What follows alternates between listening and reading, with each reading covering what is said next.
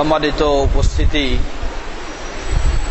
আমাদের আজকের যে প্রোগ্রাম আমরা শুরু করতে যাচ্ছি, IERF Islamic education and research foundation ও মাদ্রাসাতুল হাদিসের ব্যবস্থাপনায় জ্ঞান গবেষণামূলক প্রোগ্রাম আমাদের ইনশাআল্লাহ নিয়মিত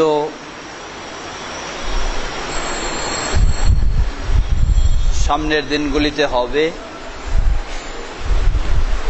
আজকে প্রথম দিন হিসাবে প্রস্তুতির কিছুটা এখনো ত্রুটি রয়েছে, যেগুলি আমরা সামনের দিনে যথাসময় সব প্রস্তুত থাকবে এবং সময়টাকে সুন্দরভাবে আমরা কাজে লাগাতে পারবো। সেভাবে সামনের দিন থেকে আমরা ইনশাআল্লাহ সেই প্রস্তুতি নিয়ে রাখব। আজকের এই প্রোগ্রামের পরেও আপনাদের সুপরামর্শ আমরা কামনা করছি, কিভাবে এই প্রোগ্রামকে আরো সুন্দর করা যায় সে লক্ষ্যে আপনারা পরামর্শ দেবেন। কারণ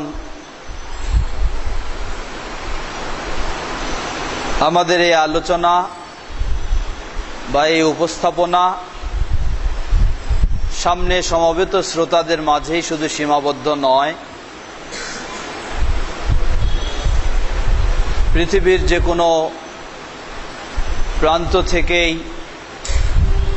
মানুষ এই আলোচনাগুলি থেকে পর্যায়ক্রমে উপকৃত হতে পারবে ইনশাআল্লাহ।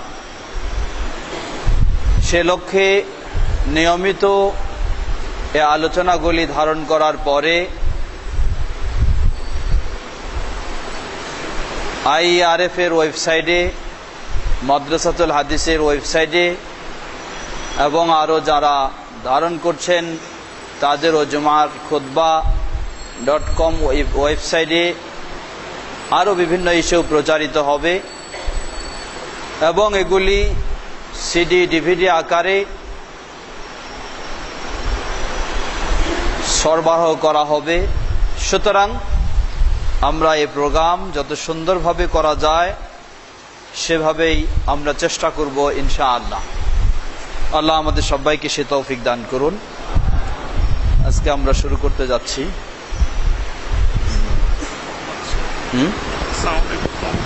ওইটাই সাউন্ড না, তাহলে এটা নিচে দিলেও চলবে। আরেকটা পড়ে গেছে নাকি? এটা পড়ে গেছে তোমার, বাস।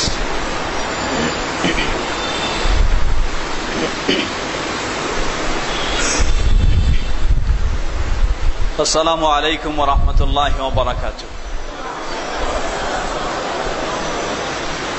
আলহামদুলিল্লাহি রাব্বিল আলামিন والصلاة والسلام على عبد الله ورسوله نبينا محمد وعلى آله وصحبه ومن تبعهم بإحسان إلى يوم الدين. أما بعد، فأعوذ بالله من الشيطان الرجيم. بسم الله الرحمن الرحيم. يريدون ليطفئوا نور الله بأفواههم والله متم نوره ولو كره الكافرون.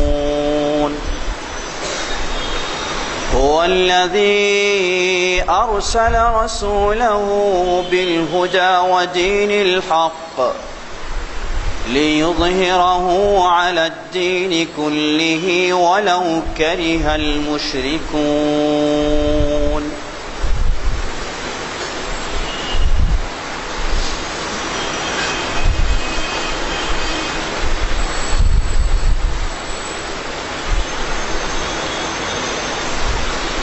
আলহামদুলিল্লাহ, IERF কর্তৃক আয়োজিত আজকের এই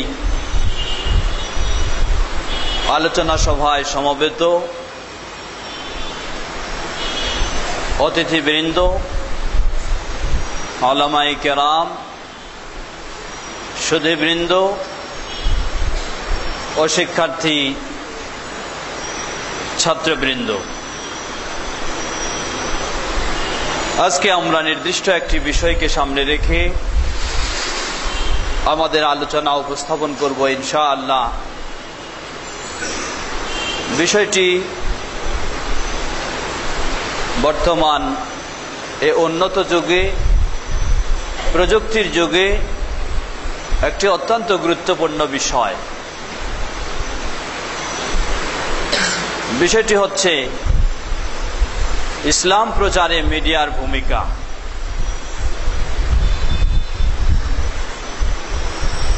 ইসলাম প্রচার বন্ধে যেমন মিডিয়ার বড় ভূমিকা রয়েছে, ঠিক ইসলাম প্রচারে কোন মিডিয়ার ভূমিকা থাকতে পারে কি না, সে বিষয়টি আজকে আমরা কোরআন ও সুন্নাহর আলোকে একটু জানার চেষ্টা করব। ইসলামের বিষয়ে অপপ্রচার, ইসলামের বিষয়ে মানুষকে নিরুৎসাহিত করণ, যত ধরনের প্রচার, সকল প্রকার প্রচারগুলি এই মিডিয়ার যুগে, মিডিয়ার মাধ্যমে পৃথিবীর আনাচে কানাচে সর্বস্তরের মানুষদের কাছে পৌঁছে দেওয়া হচ্ছে।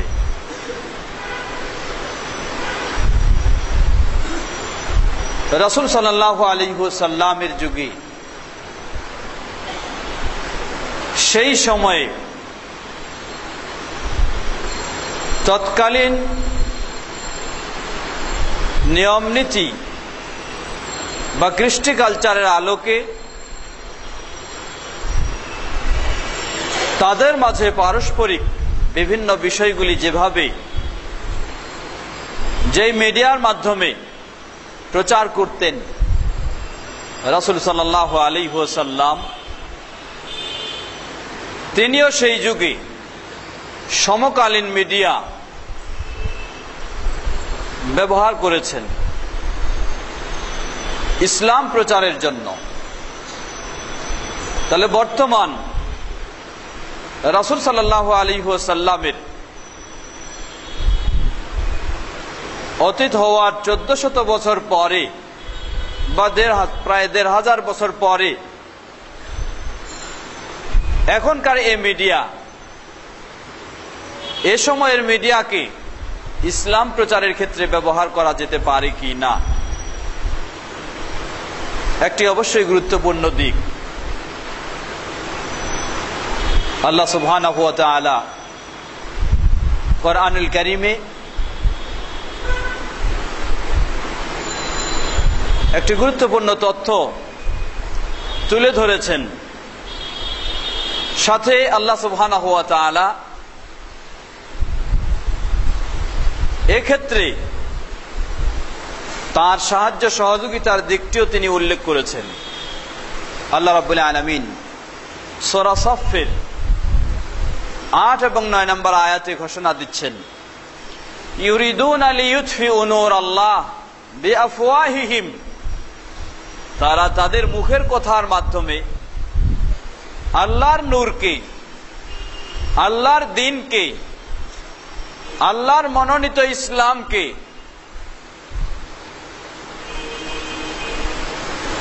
তারা তাদের মুখের ফুৎকার দিয়ে, মুখের কথা দিয়ে আল্লাহর দ্বীনকে নিভিয়ে দিতে চায়। রাসূল সাল্লাল্লাহু আলাইহি ওয়াসাল্লামের যুগে, কোরআন নাজিলের যুগে যেমনই ভাবে ইসলাম বিদ্বেষী যারা, ইসলাম বিরোধী যারা, কোরআন বিরোধী যারা, তারা ইসলামকে তাদের ফুৎকারে নিভিয়ে দেওয়ার অপপ্রচেষ্টা চালিয়েছিল, আজকেও প্রতিটি সময়ে, প্রতিটি দেশে, প্রতিটি যুগেও একইভাবে সে সময়ের ইসলাম বিদ্বেষী যারা, ইসলাম বিরোধী যারা, ইসলামের শত্রু যারা, তারাও তাদের ফুৎকার দিয়ে ইসলামকে নিভিয়ে দিতে চায়। আল্লাহ সুবহানাহু ওয়া তাআলা শক্তভাবে তাদের জবাব দিয়েছেন। আল্লাহ রাব্বুল আলামিন বলেন, ওয়াল্লাহু মুতিম্মু নূরিহি ওয়ালাউ কারিহাল কাফিরুন। পৃথিবীতে আল্লাহ সুবহানাহু ওয়া তাআলা ইসলাম রেখেছেন, রাখবেন। তার এই ঈমান ইসলামের নূরকে আল্লাহ সুবহানাহু ওয়া তাআলা পরিপূর্ণতা দান করবেন, যদিও সেই কাফের সমাজ, অমুসলিম সমাজ অপছন্দ করে থাকে।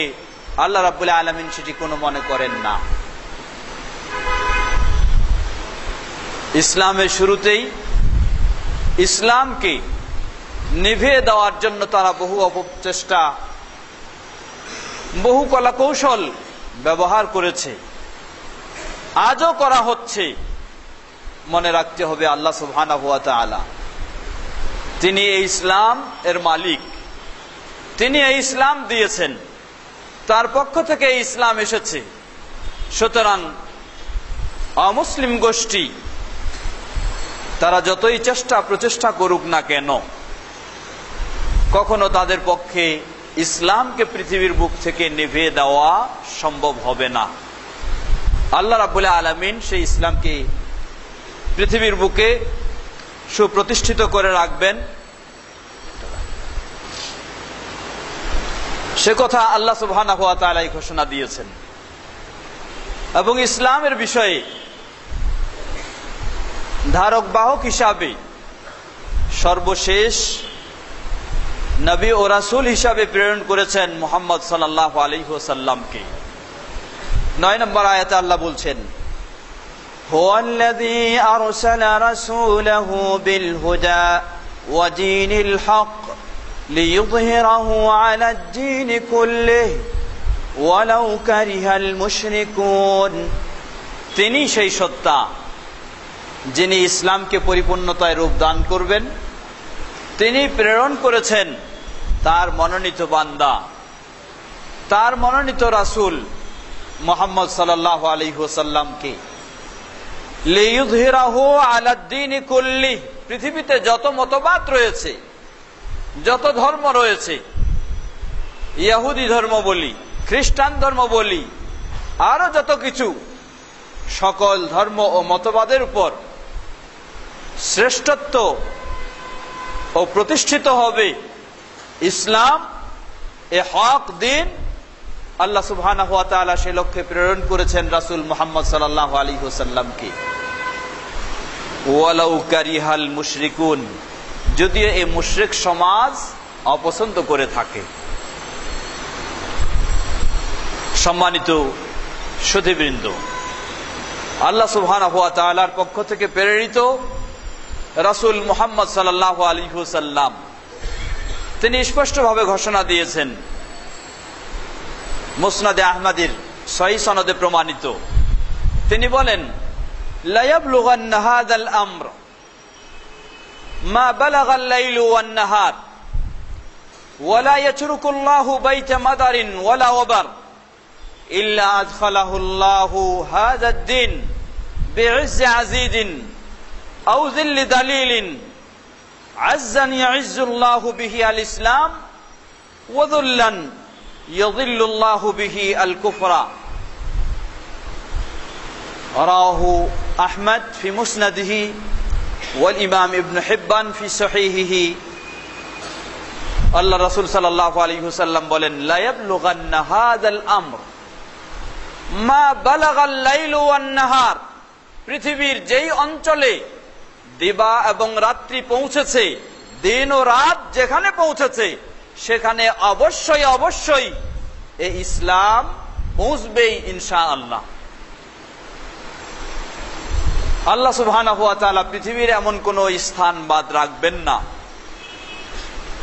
ধনীর অট্টালিকা হোক আর দরিদ্রের কুঁড়ের ঘর হোক, সর্বত্রই আল্লাহ সুবহানাহু ওয়া তাআলা এই ইসলামকে পৌঁছে দিবেন। বিইজ্জি আযীজিন, সম্মানিত মানুষের কাছে সম্মানের সাথে ইসলাম পৌঁছবে, আর অপমানিতর কাছে তাকে অপমান করার জন্য ইসলাম পৌঁছবে। আল্লাহ রাব্বুল আলামিন যাকে সম্মানিত করতে চান এই ইসলামের মাধ্যমে তাকে সম্মানিত করবেন। আর যাকে অপমানিত করতে চান, লাঞ্ছিত করতে চান, কুফরের মাধ্যমে তাকে লাঞ্ছিত করবেন। যেই রাসূল সাল্লাল্লাহু আলাইহি ওয়াসাল্লামকে আল্লাহ সুবহানাহু ওয়া তাআলা পৃথিবীর সর্বত্র এই ইসলামকে পৌঁছে দেওয়ার জন্য প্রেরণ করেছেন, যাকে আল্লাহ সুবহানাহু ওয়া তাআলা পৃথিবীর সকল মতবাদের উপর ইসলামকে প্রতিষ্ঠিত করার জন্য প্রেরণ করেছেন, সেই রাসূল সাল্লাল্লাহু আলাইহি ওয়াসাল্লাম এই সুসংবাদ দিয়েছেন। সুপ্রিয় দর্শকবৃন্দ, সুতরাং আমরা বলতে পারি রাসূল সাল্লাল্লাহু আলাইহি ওয়াসাল্লামের যুগ থেকে এ পর্যন্ত পৃথিবীর সর্বত্র সকলের কাছে ইসলাম পৌঁছেছে, না পৌঁছলেও অবশ্যই পৌঁছে যাবে। আর এই ইসলামকে যারা গ্রহণ করবে তারাই হবে পৃথিবীর বুকে এবং পরকালীন জীবনে সম্মানীয় মর্যাদাশীল। আর যারা এই ইসলামকে প্রত্যাখ্যান করে কুফরকে, ইসলাম বিরোধী চিন্তা চেতনাকে গ্রহণ করে নেবে, তারা অবশ্যই হবে লাঞ্ছিত, অপমানিত পৃথিবীতে এবং পরকালীন জীবনে। আল্লাহ সুবহানাহু ওয়া তাআলা আমাদেরকে এই ইসলামের মাধ্যমে সম্মানিত হওয়ার তৌফিক দান করুন। আসুন, রাসূল সাল্লাল্লাহু আলাইহি ওয়াসাল্লাম তিনি বললেন এই ইসলাম পৌঁছে যাবে, আল্লাহ সুবহানাহু ওয়া তাআলা পৌঁছায় দিবেন। তাহলে কিভাবে পৌঁছে যাবে আর কিভাবে আল্লাহ সুবহানাহু ওয়া তাআলা পৌঁছায় দিবেন? আল্লাহ সুবহানাহু ওয়া তাআলা পৌঁছায় দিবেন, তাই আমাদেরকে ইসলাম অন্যের কাছে পৌঁছানোর জন্য কোনো ভূমিকা রাখতে হবে না, বিষয়টি কিন্তু এমন নয়। যদি তাই হতো তাহলে রাসূল সাল্লাল্লাহু আলাইহি ওয়াসাল্লাম কত কষ্ট করে, কত কষ্ট স্বীকার করে, কত ত্যাগ স্বীকার করে, কত জীবনের হুমকি নিয়ে তিনি ইসলাম অন্যের কাছে পৌঁছানোর জন্য চেষ্টা করতেন না।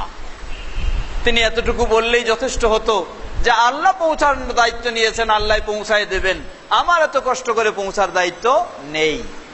তা নয়, আল্লাহ সুবহানাহু ওয়া তাআলা এই ইসলামকে অন্যের কাছে পৌঁছাবেন মুসলিমদের মাধ্যমেই। এজন্য মুসলিম সমাজকে আল্লাহ সুবহানাহু ওয়া তাআলা কোরআনুল কারীমের অসংখ্য আয়াতে নির্দেশ দিয়েছেন, মুসলিমদের দায়িত্ব, কর্তব্য হলো অন্যের কাছে এই ইসলাম পৌঁছে দেওয়া, অন্যের কাছে এই ইসলামের দাওয়াত দেওয়া, অন্যের কাছে এই ইসলাম এর সংবাদ ছড়িয়ে দেওয়া। রাসূল সাল্লাল্লাহু আলাইহি ওয়াসাল্লাম যিনিও তার হাদিসে এ মর্মে অনেক বর্ণনা দিয়েছেন এবং এই কাজটি অত্যন্ত একটি মূল্যবান ফজিলতপূর্ণ কাজ। আল্লাহ সুবহানাহু ওয়া তাআলা তিনি বলেন, وَمَنْ أَحْسَنُ قَوْلًا مِّمَّنْ دَعَا إِلَى اللَّهِ وَعَمِلَ صَالِحًا وَقَالَ إِنَّنِي مِنَ الْمُسْلِمِينَ وَمَنْ أَحْسَنُ قَوْلًا مِّمَّنْ دَعَا إِلَى اللَّهِ পৃথিবীর বুকে ওই ব্যক্তির কথার চেয়ে কার কথা আর অধিক সুন্দর হতে পারে যে ব্যক্তি আল্লাহর দিকে মানুষকে আহ্বান জানায়, আল্লাহর দিকে মানুষকে দাওয়াত দেয়।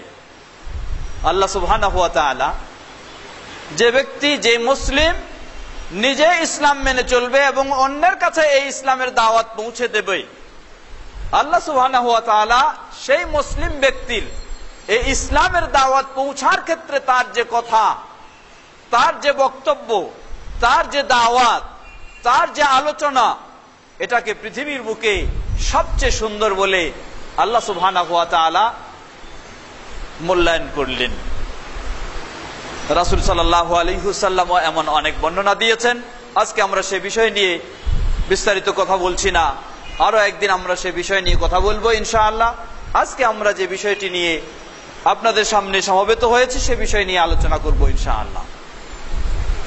সুতরাং ইসলাম পৌঁছে দেওয়া অন্যের কাছে এটি একটি গুরুত্বপূর্ণ দায়িত্ব এবং একটি অত্যন্ত ফজিলতপূর্ণ বিষয়। আল্লাহ রাসূল সাল্লাল্লাহু আলাইহি ওয়াসাল্লাম তিনি এর বর্ণনা দিতে গিয়ে, উৎসাহ দিতে গিয়ে অনেক বর্ণনা দিয়েছেন। সহিহ মুসলিমের হাদিস, তিনি বলেন, মান জাআ ইলাল হুদা ফালাহু আজরুহা ওয়া আজরু মান আমিলা বিহা। একজন মানুষ যদি আরেকজন মানুষকে হেদায়েতের দিকে দাওয়াত দেয়, ইসলামের কোন কাজের দিকে দাওয়াত দেয়, এ দাওয়াত পেয়ে যিনি এ দাওয়াতকে গ্রহণ করবেন, গ্রহণ করার কারণে এর সওয়াব তো সেটা তিনি পাবেনই, এই দাওয়াত সেই ব্যক্তির থেকে যত দূর যতজনের কাছে ছড়িয়ে যাবে এবং যতজন এর মাধ্যমে ইসলামের আমল করবে, ইসলাম মেনে চলবে, সকলের সমান সওয়াবগুলি যিনি দাওয়াত দিয়েছেন সর্বপ্রথমে তাকে আল্লাহ সুবহানাহু ওয়া তাআলা দান করবেন।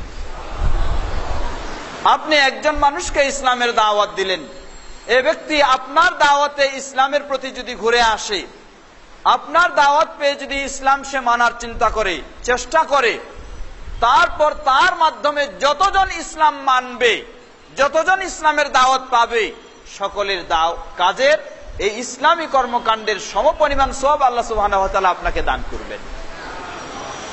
সুতরাং এটি অত্যন্ত একটি গুরুত্বপূর্ণ কাজ, সাথে সাথে অত্যন্ত ফজিলতপূর্ণ ও সওয়াবেরও একটি কাজ। অতএব আমাদেরকে এ বিষয়ে বসে থাকার কোনো সুযোগ নেই। সকলেই যার পক্ষে যে ধরনের সামর্থ্য রয়েছে তিনি তার সেই সামর্থ্য অনুযায়ী তার প্রেক্ষাপটে বা তার অবস্থানে সেভাবেই তিনি দাওয়াতি কাজ করবেন, এটাই ইসলামের নিয়ম। এখন এই দাওয়াতি কাজ করব, ইসলাম অন্যজনের কাছে পৌঁছাবো, কিভাবে পৌঁছাবো? এই ইসলাম অন্যজনের কাছে পৌঁছানোর যে ব্যবস্থা গ্রহণ করব, এটাকে বলা হয় মাধ্যম, দাওয়াতের মাধ্যম, যেটাকে আরবি ভাষায় বলা হয় ওয়াসাইলুদ দাওয়া। এ বিষয়ে বিশেষজ্ঞগণ বহু বই পুস্তক লিখেছেন কোরআন সুন্নাহর আলোকে, বিভিন্ন গবেষণা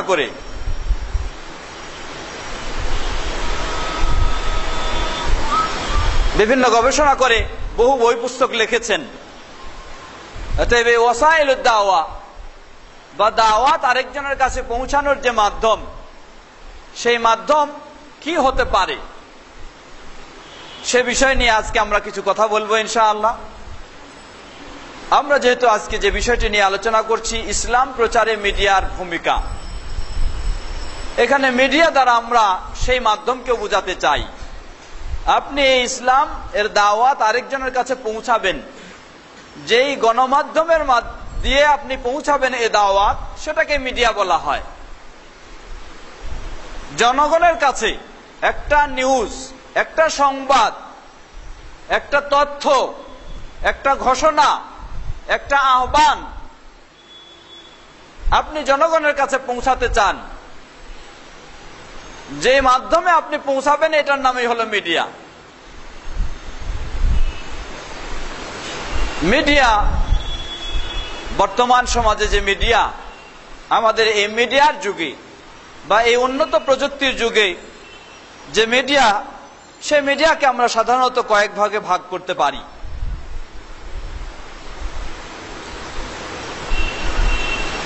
এক প্রকার মিডিয়া যেটা শরীয়তসম্মত, রাসূল সাল্লাল্লাহু আলাইহি সাল্লামের যুগে ছিল, এখনো রয়েছে। আরেক প্রকার মিডিয়া যেটি শরীয়তসম্মত নয়, সম্পূর্ণ হারাম, শরীয়ত নিষিদ্ধ, রাসূল সাল্লাল্লাহু আলাইহি সাল্লামের যুগেও সেটা ব্যবহার করা হয়নি, ছিল অথচ ব্যবহার করা হয়নি। আরেক প্রকার মিডিয়া বলতে পারি যেটা সরাসরি শরীয়ত সম্মত বলা যাচ্ছে না, আবার সরাসরি শরীয়ত নিষিদ্ধ এটাও বলা যাচ্ছে না। তাই এ বিষয়ে যারা বিশেষজ্ঞ, তারা কেউ তাদের দৃষ্টিকোণ থেকে এটাকে বৈধ বলেছেন, আবার কেউ তাদের ভিন্ন দৃষ্টিকোণ থেকে এটাকে অবৈধ বলেছেন। এখন আসুন, এই মিডিয়া সাধারণত বর্তমানে মিডিয়ার যুগেও এই মিডিয়া সাধারণত 4 ধরনের হতে পারে। এরপর প্রতিটি বিভিন্ন রকমের রয়েছে, সাধারণত 4 ধরনের হতে পারে। প্রথম, যেটাকে আমরা প্রিন্ট মিডিয়া বলি, যা মুদ্রণ করে প্রকাশ করা হয়। এই প্রিন্ট মিডিয়া আবার 2 ধরনের রয়েছে, একটা নিয়মিত আর একটা অনিয়মিত।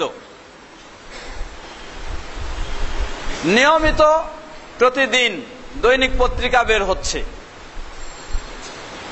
প্রতি সপ্তাহে সাপ্তাহিক পত্রিকা বের হচ্ছে, ম্যাগাজিন বের হচ্ছে, মাসিক ম্যাগাজিন বের হচ্ছে বা বাৎসরিক, এগুলি হচ্ছে নিয়মিত। অনিয়মিত একটা বই আপনি প্রিন্ট করেছেন, এই বইটাকে আপনি সারা বিশ্বে মানুষের কাছে ছড়িয়ে দেবেন,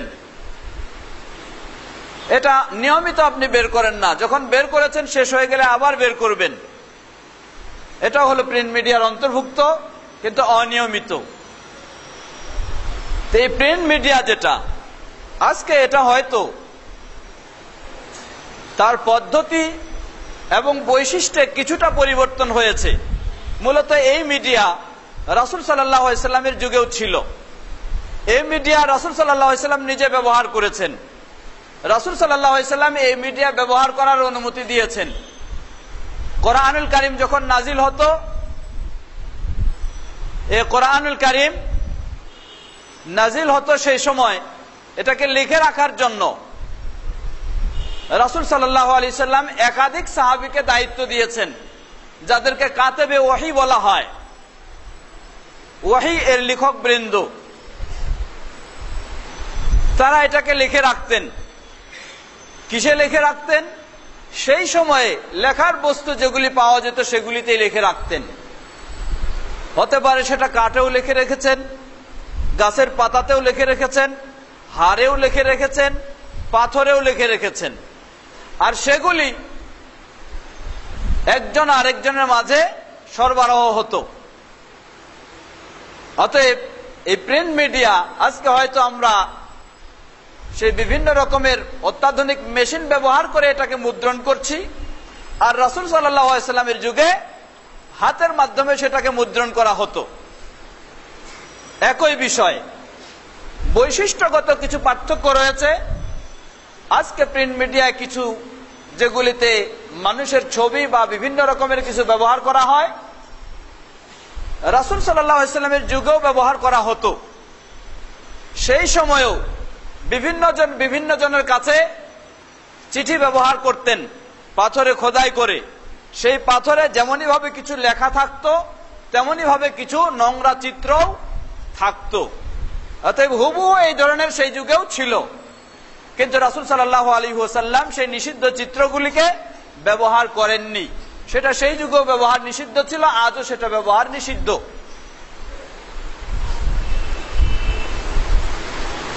অতএব প্রথম প্রকার মিডিয়া যেটা, তাহলে কিছু মুদ্রণের মাধ্যমে একজনকে আরেকজন দিয়ে প্রচার প্রসার করা। রাসূল সাল্লাল্লাহু আলাইহি ওয়াসাল্লামের যুগে এটি ছিল, আজও রয়েছে, সেটি বৈধ, তাতে কোনো অসুবিধা নেই, কারো দ্বিমতের বিষয় নেই। দ্বিমতের বিষয় হলো সেটাতে কোন রকমের যেন অশ্লীলতা বা কোনো সেই সমস্ত বিষয় যেগুলি শরীয়ত নিষিদ্ধ, এগুলি ব্যবহার না হয়। যদি ব্যবহার না হয় থাকে তাহলে কোনো অসুবিধা নেই, সেটা এখন আমাদের সমাজে বহুল প্রচলিত। তৃতীয় প্রকার মিডিয়া, দ্বিতীয় প্রকার, যেটাকে বলা হয়, আমরা বলি যে অডিও, শুধু সাউন্ডের মাধ্যমে আরেকজন কথাগুলি শুনতে পান, আওয়াজের মাধ্যমে শুনতে পান, সেগুলি শুনেই এগুলির মাধ্যমে দাওয়াত গ্রহণ করেন। এটাও বলা যেতে পারে এক প্রকার রাসূল সাল্লাল্লাহু আলাইহি সাল্লামের যুগে ছিল। সেই সময় ছিল মানুষের মাঝে, এখন হয়ে গেছে সেটা যন্ত্রের মাঝে। রাসূল সাল্লাল্লাহু আলাইহি সাল্লামের কাছ থেকে সাহাবায়ে কেরামগণ হাদিস শুনছেন, শুনে নিজের ভিতরে সেটাকে রেকর্ড করে রাখছেন। অপর এলাকায় গিয়ে রাসূল সাল্লাল্লাহু আলাইহি সাল্লাম থেকে শোনা সেই রেকর্ড করা হাদিসগুলি সেখানে অন্য এক জায়গায় গিয়ে সাহাবী কি করলেন, সেটাকে তাদের সামনে ছড়িয়ে দিলেন, প্রকাশ করলেন, শোনালেন, তারা সেগুলিকে শুনলেন। তাহলে এই অডিও যেটা সাউন্ডের মাধ্যমে শুধু কোনো কিছু দেখা যায় না, এটাও রাসূল সাল্লাল্লাহু আলাইহি সাল্লামের যুগে এক প্রকার ছিল। সেটা ছিল মানুষের মধ্যে, আর এখন হয়ে গেছে সেটা যন্ত্রের মধ্যে। অতএব এটা তো কোনো অসুবিধা নেই। তবে এই অডিও, এটা একটা যন্ত্র, রেডিও বা এই জাতীয় যা কিছু রয়েছে এগুলি একটি যন্ত্র। এই যন্ত্রটাকে যদি ভালো কাজে ব্যবহার করা হয় তাহলে কোনো অসুবিধা নেই, আর যদি এটাকে খারাপ কাজে ব্যবহার করা হয় তাহলে অবশ্যই অসুবিধা রয়েছে। যেন এক ব্যক্তি তিনি বলে ফেললেন এর বিরোধিতা করতে গিয়ে, বললেন যে না, এই অডিও দিয়ে কখনো ইসলামের কোনো কিছু প্রচার প্রসার করা যাবে না। কেন? বলেন যে এটা অবশ্যই গুনাহের কাজ হবে। তাকে জিজ্ঞাসা করা হলো যে অডিও দিয়ে প্রচার প্রসার করা যাবে না কেন? কেউ যদি এই অডিও বা এই রেডিও বা এই মেশিনটাকে কোরআন রেকর্ড করে নেয় এবং কোরআন মানুষকে শোনায়, তাহলে কি সওয়াব হবে না? তিনি বললেন যে না, হবে না। কেন? সরাসরি মানুষের মুখ থেকে শুনতে হবে, তাহলে সওয়াব হবে। ওনাকে যখন প্রশ্ন করা হলো, আচ্ছা ঠিক আছে, এই অডিওটাতে, এই মেশিনটাতে যদি কোনো অশ্লীল গান রেকর্ড করা হয়, বাজনা রেকর্ড করা হয়, এটা যদি কাউকে শোনানো হয়, কোনো কিছু গুনাহ হবে কি?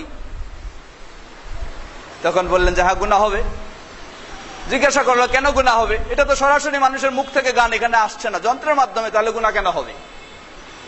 তখন বলতে উনি বাধ্য হলেন যে না, যদিও এটা কি মানুষের সরাসরি মুখ থেকে না, তবু এটা কি হবে? সওয়াব হইতে পারে বা হবে, অস্বীকার করার সুযোগ নেই। তো এই যন্ত্র, এটাকে আপনি ব্যবহার করবেন, ভালো কাজ শোনাবেন এটা দিয়ে, ভালো কথা শুনবেন এটা দিয়ে, তাহলে অবশ্যই কোনো অসুবিধা নেই, এটি বৈধ। আর যদি এটাকে আপনি খারাপ হিসেবে ব্যবহার করেন, তাহলে সেটি অবশ্যই অবৈধ হবে। সুতরাং দাওয়াত প্রচার প্রসারে দ্বিতীয় মাধ্যম আমরা এই অডিও, যেটা সাউন্ড শুধু শোনা যায়, এটাকে ব্যবহার করতে পারি, তাতে কোনো অসুবিধা নেই। এর সাথে কিছু সংশ্লিষ্ট বিষয় রয়েছে, সেগুলি পরে আর বলবো আমরা। তৃতীয় বিষয়, যেটাকে বলি আমরা সহজ ভাষায় ভিডিও, ভিসিডি ইত্যাদি, যেখানে চিত্রও দেখা যায় এবং আওয়াজও শোনা যায়,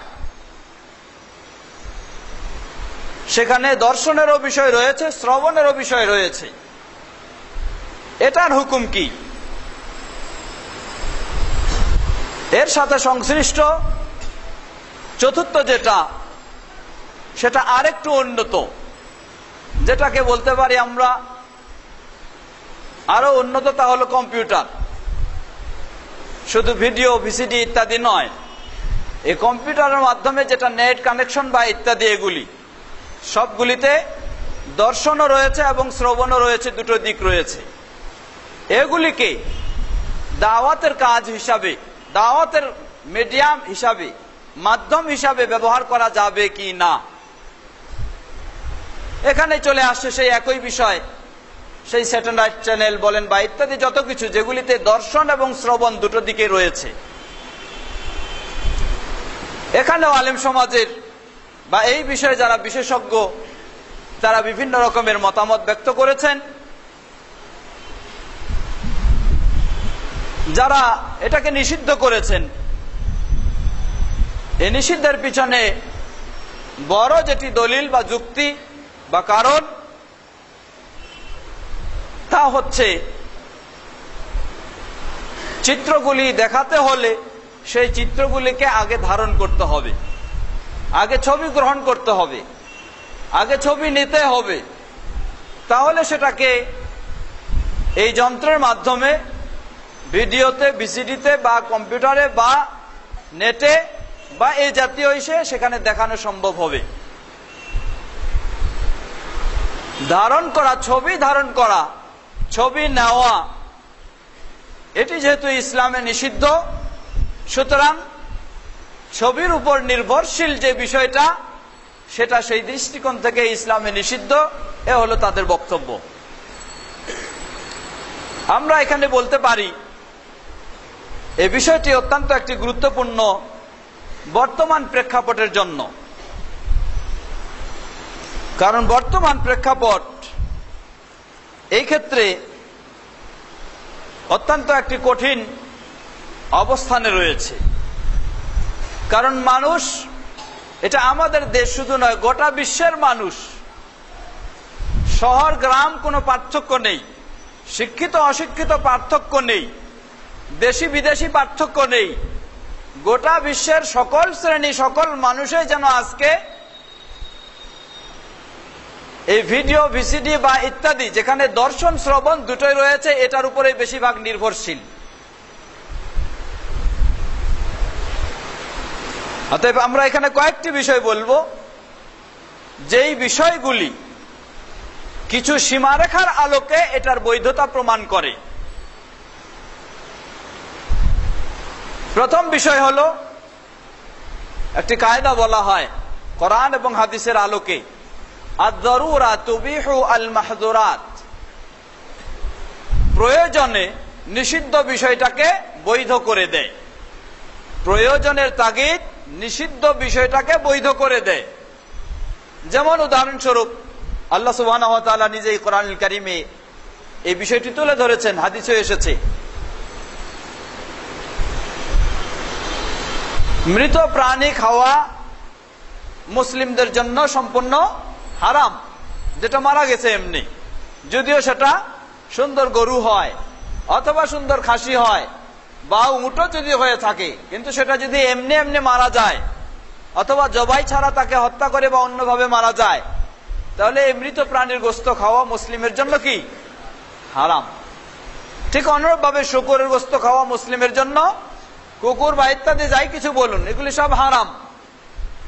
কিন্তু যদি মানুষ এমন প্রেক্ষাপটে পড়ে যায় যে এটা খাওয়া ছাড়া তার বিকল্প কোনো পথ নেই নিজের জান বাঁচানোর জন্য, তাহলে ইসলাম তার জন্য অনুমতি দিয়েছে ততটুকু খাওয়া তার জন্য, এই হারামটা ততটুকু তার জন্য বৈধ হবে।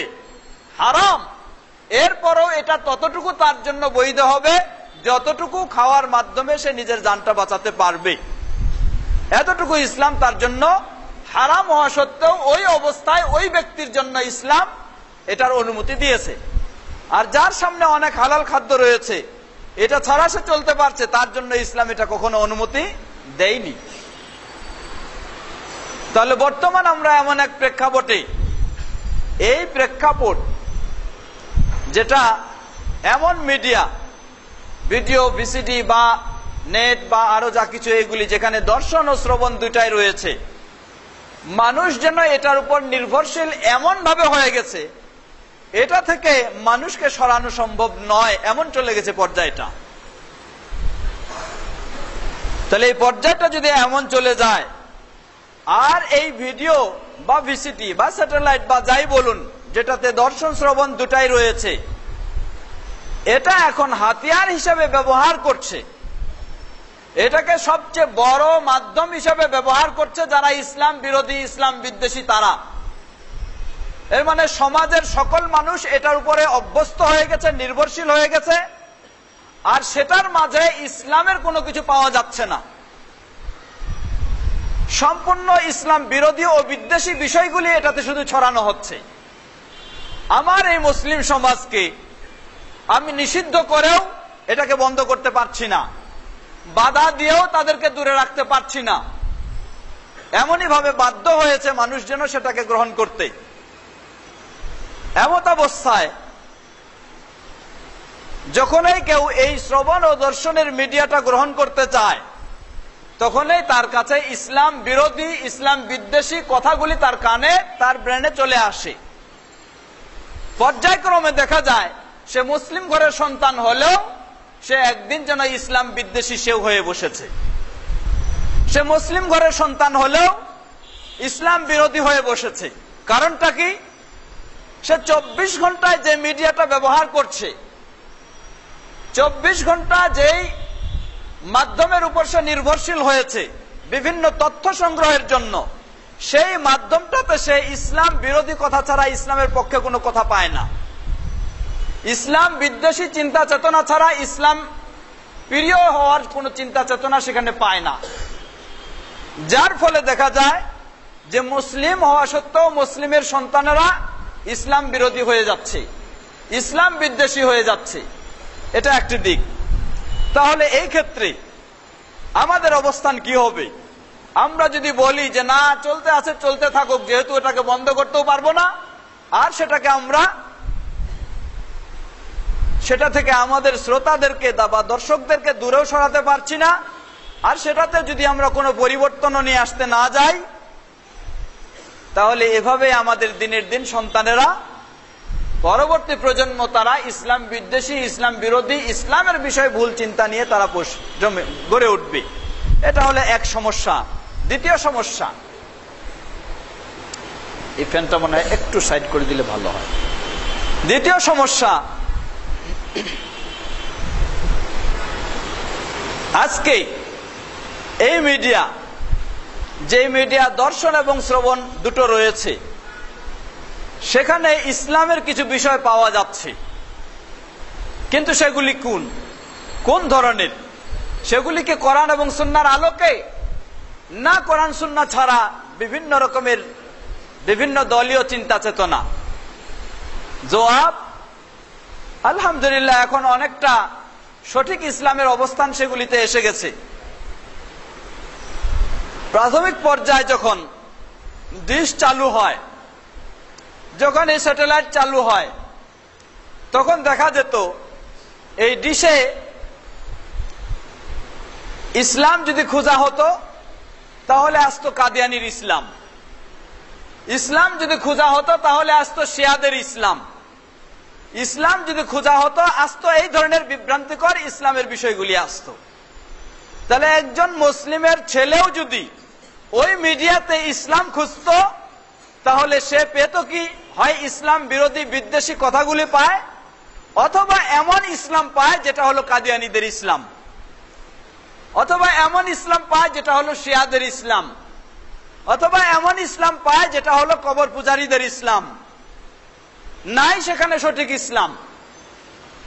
তাহলে এখন যে মিডিয়া ওই মিডিয়ার উপর নির্ভরশীল হয়েছে, সে সেখানে প্রথমে পাচ্ছে ইসলাম বিদ্বেষী বিরোধী কথাগুলি। দ্বিতীয়, যদি ইসলাম কিছু পাচ্ছে তাহলে সেটা পাচ্ছে সম্পূর্ণ 100% বিভ্রান্ত ইসলাম। কখনো সেটা ইসলাম নয়, সঠিক ইসলাম নয়, কোরআন সুন্নাহর ইসলাম নয়। সেটা পেয়ে হয়তো তার মাঝে ইসলামী চেতনা রয়েছে, ইসলাম মানতে চায়, ইসলাম জানতে চায়, তখন সে কি করে? সে ওই কাদিয়ানি ইসলাম পেয়ে যায়, সেটাই জানে, সেটাই মানে। সঠিক ইসলাম তার পক্ষে জানা মানা সম্ভব হয় না। তৃতীয় বিষয়,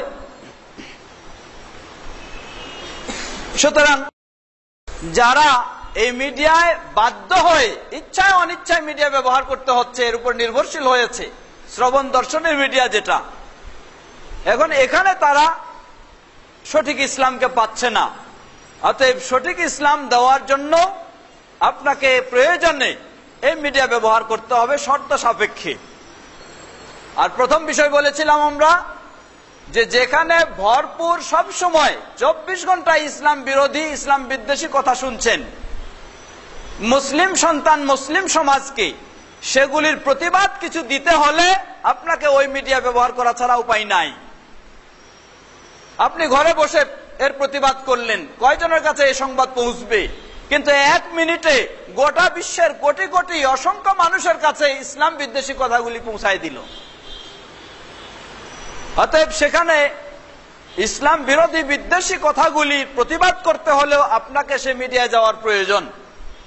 দ্বিতীয় বিষয়, সঠিক ইসলামের পরিচয় তুলে ধরতে হলে যারা ইসলামের নাম দিয়ে বাতিল চিন্তা চেতনাগুলিকে প্রচার করে, সেখানেও সঠিক ইসলাম এর পরিচয় দিতে হলে আপনাকে সে মিডিয়ায় যাওয়া প্রয়োজন। তৃতীয় বিষয়, আজকে মুসলিম সমাজ বহু দলে বিভক্ত। বিভিন্ন সমাজ, এক একজন, কেউ আপন মাযহাব, কেউ আপন তরিকা, কেউ আপন চিন্তা, সেটা নিয়ে ব্যস্ত, সেটা নিয়ে বিভক্ত। একজন, ধরে নেন একটা মসজিদ রয়েছে এক গ্রামে, সেই গ্রামের জামে মসজিদ, এই জামে মসজিদের মুসল্লি যারা, সেখানকার ইমাম যিনি, তিনি হলেন সেখানকার পীর সাহেব। তিনি যেই মাযহাবের মানুষ, সেই মাযহাবের নির্দেশনা ছাড়া ওই এলাকার মানুষদেরকে ভিন্ন কোনো কথা তাদের শোনার সুযোগ দেওয়া হয় না। তাদেরকে তাদের প্রতিষ্ঠানে কোনো ভালো কোরআন ও সুন্নাহর বই পড়ানো হয় না। কোনো ভালো কোরআন ও সুন্নাহর কেউ বক্তব্য দিবে এমন কারো ওখানে যাওয়ার সুযোগ নেই, বক্তব্য দেওয়ার সুযোগ নেই। এটাকে যেন কি করা হয়েছে? একটা গণ্ডির মাঝে সীমাবদ্ধ করে রাখা হয়েছে। ইচ্ছায় অনিচ্ছায় বাধ্য হয়ে তারা ওই মাযহাবী চিন্তা চেতনা ও কথা ছাড়া ইসলামের নাম দিয়ে সঠিক বিষয়গুলি জানার সুযোগ পায় না। তাহলে এই সমাজে আপনি যদি এখন সঠিক ইসলামকে পৌঁছাতে চান, আপনি ওখানে গিয়ে বক্তব্য দিতে চাইলে আপনাকে দেওয়ার সুযোগ দিবে না। আপনি কোনো একটা বই যদি সেখানে পাঠান, তাহলে আপনার বইটাকে জ্বালিয়ে দেওয়া হবে সকলের সামনে। তাহলে সেখানে আপনার এই সঠিক ইসলাম পৌঁছানোর পথ কি? সেখানে এই মিডিয়ার যুগে, এই উন্নত প্রযুক্তির যুগে সেখানে সঠিক ইসলাম পৌঁছানোর একটাই অন্যতম পথ, সেটা হলো মিডিয়া। অর্থাৎ এই ভিডিও বলেন বা ভিসিডি বলেন বা নেট বলেন অথবা স্যাটেলাইট বলেন, এটাই হলো ওখানকার জন্য অন্যতম মাধ্যম এবং নিরাপদ মাধ্যম, যেটা আজকে আলহামদুলিল্লাহ আমরা অনেক ফলাফল পেয়েছি পিস টিভি বাংলার মাধ্যমে। যে সমাজের মানুষদেরকে পীর সাহেবের মুরিদ না হওয়া ছাড়া কোনো উপায় ছিল না, সেই সমাজে অন্য কেউ গিয়ে সঠিক ইসলামের বক্তব্য প্রচার প্রসার করা সম্ভব হয়নি। কিন্তু আলহামদুলিল্লাহ সকলের ঘরে যখন কি রয়েছে, এই মিডিয়া রয়েছে, তখন এই পিস টিভির মাধ্যমে সেই সঠিক কথাগুলি সেখানে অতি নিরাপদে মানুষের ঘরে ঘরে পৌঁছানো সহজ হয়েছে, সম্ভব হয়েছে। যার ফলে বাইরে থেকে যত রকমের বাধা ও ব্যারিকেড থাকুক না কেন, প্রতিবন্ধকতা থাকুক না কেন, এর ভিতরেও সেখানে হক কথাগুলি জানার ও মানার সুযোগ হয়েছে আলহামদুলিল্লাহ। অতএব এই দৃষ্টিকোণ থেকেও আমরা মনে করছি তাহলে এই মিডিয়ার যুগে এই মিডিয়াকে শর্ত সাপেক্ষে আমরা এভাবে ব্যবহার করতে পারি। অনুরূপভাবে চতুর্থ বিষয় বলতে পারি আমরা,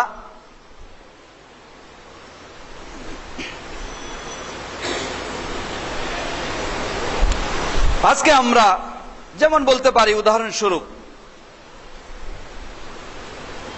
বিভিন্ন সমাজের যুব সমাজের কথা যদি আজকে আমরা স্মরণ করি, দেখা যাচ্ছে যে বর্তমান যুব সমাজ আমাদের, তারা নির্ভরশীল হলো নেটের। সকাল সন্ধ্যা নেট নিয়ে ব্যস্ত থাকে তারা। আরে এই নেটে যদি আপনি ইসলামের কোন দাওয়াত এর সুযোগ না রাখেন, তাহলে এই ছেলে যে 24 ঘন্টা এটার উপর নির্ভরশীল, সে ইসলামের ছোঁয়াও কখনো পাবে না। কারণ সে মসজিদেও যায় না, মাদ্রাসাও যায় না, ইসলামী জলসাও যায় না, অন্য কোথাও যায় না, যায় শুধু এই নেটেই। এখন এই নেটে যত রকমের অশ্লীলতা, সেগুলির মাঝে সে হাবুডুবু খাচ্ছে। আলহামদুলিল্লাহ আমরা বলতে পারি যে এই নেটেও বা এই সমস্ত মাধ্যমে মিডিয়াতে ইসলামের সঠিক দাওয়াত এর সুযোগ থাকার কারণে ওই পরিবেশের বহু ছেলে আমরা পাচ্ছি যারা আলহামদুলিল্লাহ কোরআন এবং সহিহ সুন্নাহকে মানে এবং সেই আলোকে নিজের জীবনকে তারা গড়ার চেষ্টা করছে বহু রকমের সমস্যার মধ্য দিয়ে। তাহলে এটা বলা যেতে পারে এই মিডিয়াকে দাওয়াতের ক্ষেত্রে ব্যবহার করার মাধ্যমে এই সুযোগটি তারা পেয়েছে। যদি এই মিডিয়াতে এই ব্যবস্থাটা না থাকতো, তাহলে তাদের পক্ষে ইসলামের পথ চেনা, ইসলামের পথ দেখাটা খুবই যেন কষ্টকর ও কঠিন হয়ে যেত, অসম্ভবই হয়ে যেত। ঠিক এমনই ভাবে আমরা বলবো যে এই মিডিয়া, যারা আজকে এই মিডিয়ার উপর নির্ভরশীল, এই মিডিয়ার উপর নির্ভরশীল হয়ে তাদের ইসলাম থেকে পদস্খলন ঘটে যাচ্ছে, এমন ব্যক্তিদের মাঝে ইসলামের কথাগুলি কে তুলে ধরবে? তাদের সামনে ইসলামের পথ কে খুলে দেবে? কিভাবে সম্ভব? কখনো সেটা সম্ভব হতে পারে না, কারণ তাদের কাছে যাওয়াও সম্ভব নয়, তাদেরকে নিয়েও আসাও সম্ভব নয়। অতএব তাদের কাছে এই পরিবেশে একটাই সহজ পথ, তাদের কাছে ইসলামের সঠিক দাওয়া, সঠিক রূপরেখা তুলে ধরার, সেটা হচ্ছে এই মিডিয়া।